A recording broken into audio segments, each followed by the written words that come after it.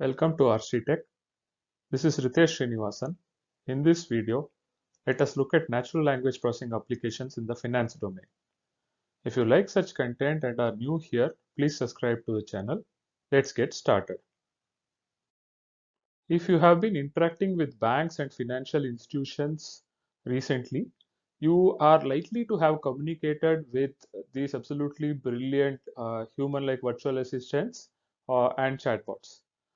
For instance, Bank of America has a chatbot called Erica, HSBC has Amy, and SEB Sweden has Ada. Now, each of these chatbots are capable of accepting input in the form of text or in the form of audio, and they try to get or understand what is the user intent. The intent could be like, what is my current account balance, right? What are my recent transactions? Give me a spending summary for this month, right? So these chatbots are able to understand this human intent and then connect with the banking APIs, pull data from the banking databases, and then present it back to the user. For instance, Amy from HSBC is a customer servicing platform which takes the form of a virtual assistant chatbot. Amy can provide instant support to customer inquiries on a 24/7 basis. It is available on desktop as well as the mobile app. It is available in English, traditional and simplified Chinese. So this covers a lot of use cases for HSBC, right? So these financial virtual assistants are an application of natural language processing in the finance domain. Previously, we looked at digital virtual assistants, but here we are looking at digital financial advisor chatbots. For example, you have Eva Money. Basically, this is created by a company called Fintel Labs. It is a personalized financial assistant mobile app. It's available in iOS and Android. This app makes use of artificial intelligence, basically natural language processing as well, and it is voice chat enabled. It answers questions related to your personal finances using conversational intelligence and improves overall financial wellness. Okay, so basically it delivers personalized responses with contextual understanding, multiple languages and dialects as well. All right, it runs on the Fintel AI platform. Another example is Meet Clio, which is also a financial advisor chatbot. So what Meet Clio does, it also does financial management for you. For example, you can put a budget target for this month, and then you can ask questions like this. For example, can I afford to grab a takeaway tonight? So the chatbot replies like basically Clio replies like, so it's like 25 pounds. No problem, but after this, your daily budget is 22 pounds, right? So you can ask, break it down for me. It says that you will have 920 pounds left with in your budget for this month with 10 days till payday. Then you have 700 pounds bills due next week, which leaves you with 220 pounds for 22 a day, right? Then you can ask like if some return has come through. So it says that yes, for 45 pounds came 3 days before. So you can do these kind of conversations with this, digital financial advisor bots. Now this Clio integrates with the Facebook Messenger. You have these apps. These apps integrate with your bank accounts, and you can manage your finances on a day-to-day basis with such apps. Another interesting application of natural language processing in the finance domain is for credit scoring. For example, there is this company called as Lenddo. It's a Singapore-based software as a service company. It uses non-traditional data comprising social media and smartphone records in order to ascertain a customer's financial stability. So it kind of bypasses the need for the historical credit score through its own scoring system based on social media. So in order to apply, one must first accumulate a minimum score called a Lenddo score of 300. The user is scored based on three main factors. Basically, their social network activity using data from Facebook, LinkedIn, Twitter, Gmail, and Yahoo accounts. and also users trusted connections and financial performance if the person is a repeat borrower.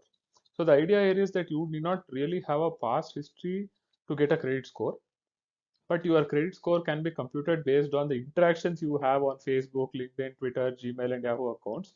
Now, this text is processed by a natural language processing, and then this company tries to come up with a credit score for you based on which banks offer you financial products like credit cards. Another interesting application of NLP in the finance domain is contract analysis. Okay, for example, a company Avisort has a contract analysis software. Okay, so what is the benefit of a contract analysis software? It can improve the entire contract review process and easily integrate documents. Typically, contracts have lot of wordings, lot of text, and that's a lot of effort by the human to understand these contracts and then interpret them, right? So, but you have this contract analysis software, which is fueled by the latest developments in artificial intelligence, like natural language processing, which allows you to automatically locate, extract, and review key information and data points in just minutes. So this took previously a lot of hours. Okay. So with these AI contract process systems, uh, various techniques are utilized to reach the desired results. It could be use of natural language processing, as the review of contracts requires the ability to process the words in the contract. It could also use deep learning based NLP techniques to properly categorize data. So here you can think of as information extraction also from these contracts. So in a way, it is about automating the contracts, analysis of contracts. Okay. So another interesting area is support for compliance process, right? So NLP can be used to retrieve information from unstructured text. So this approach is named entity recognition, basically to detect and label entities, real world concepts such as people and companies. So so this named entity recognition can be used to overlay context on the content by tagging it with machine readable metadata aligned with an ontology. So it is like having a very detailed Dewey library system. Information retrieval is efficient and accurate. Okay. So NLP can be used to support banks compliance processes. Basically, tagging unstructured data facilitates searching across thousands of digital documents, allowing compliance officers to swiftly determine whether regulations have been followed. So in this way, NLP can be used for compliance process in the finance industry. The next NLP application is financial sentiment analysis. For example, there is this company Refinitiv Labs. So they have created a software called as Sentimine. This helps customer gain more value from unstructured content by reducing the time and associated cost of consuming research. So it uses natural language processing, sentiment analysis, and deep learning to provide insights from thousands of unstructured research reports and company transcripts in a very quick and efficient manner. Okay, so this particular Sentimine engine currently accounts for 110 themes. So these themes are nothing but potential drivers of equity performance. So this Sentimine is a software which is used to identify the sentiment associated with equities. Okay, so each of these themes falls into one of the seven categories. It could be accounting, business drivers, valuation, economics, management change, key risk, and corporate social responsibility issues, right, or ESG issues. So environmental social governance, basically ESG stands for. So the insights include what are the potential drivers of equity performance, changes in analysts' outlooks or sentiment over time and across themes in equity research projects, changes in analysts and companies' outlooks over time across themes in multiple transcripts, contrarian analyst views in a sea of consensus views. So basically, otherwise, this would involve a human to read all through these different kinds of research reports and then do their analysis and come up with, whether I should buy this stock or I need not buy this equity. Should I hold on to this equity? Right now, these things can be done in a automated way by using this software called Sentimine from Refinitiv Labs. So this is another example of usage of NLP in the finance domain. And another kind of sentiment analysis in the financial domain is the voice of customer. A voice of the customer can apply to any product, not just in the financial domain. So what happens over here is that we use sentiment analysis to get the voice of the customer based on materials like reviews and survey responses. It could be online and social media feeds, and the applications could range from marketing to customer service. So by using sentiment analysis across this data, organization can better understand customers and possibly change how they engage with them, predict demand, as well as improve overall company performance. Another interesting application of natural language processing in the financial domain is document search for business intelligence. The financial industry or the finance domain has a lot of documents, right? This is where products from company like AlphaSense.ai comes. So they claim that their database of market developments are periodically indexed with additions to the existing millions of documents, such as public company filing and conference call transcripts. So then you have a search engine which can parse through all these topics, concepts, and ideas from these documents to find valuable pieces of investment information. Right? The system kind of provides a summary of the most relevant information from such queries from employees at financial firms on the search engine interface. So once they find information of interest, the users can access more detailed information in the same interface. This is like a search engine for financial analysts, right?